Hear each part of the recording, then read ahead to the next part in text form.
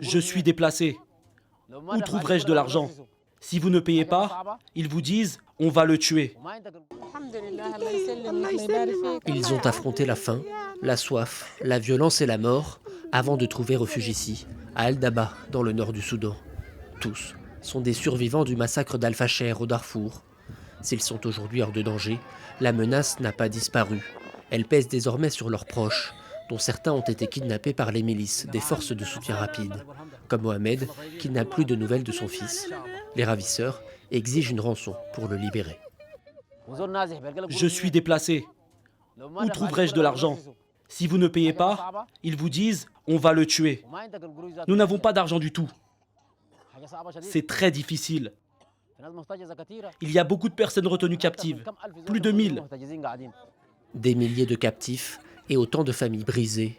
Dans un Soudan meurtri par 2 ans et demi de guerre, de nombreux Soudanais ont tout perdu et dépendent désormais de l'aide des ONG humanitaires. Dans ces conditions, impossible de retrouver un travail ou de réunir l'argent nécessaire pour tenter de sauver leurs proches.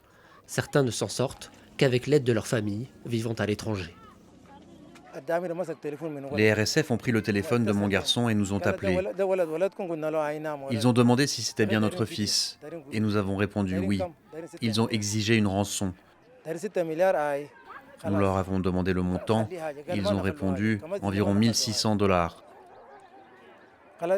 Nous avons tenté de négocier, mais ils ont refusé. J'ai appelé mon frère à l'étranger.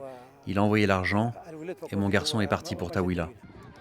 Selon plusieurs témoignages, les survivants affirment avoir payé des rançons allant de 1 400 à 17 000 $. Ceux qui n'ont pas pu payer ont souvent été exécutés à bout portant ou en groupe. Après le massacre d'Al-Fasher en octobre dernier, plusieurs dizaines de milliers de personnes sont toujours portées disparues.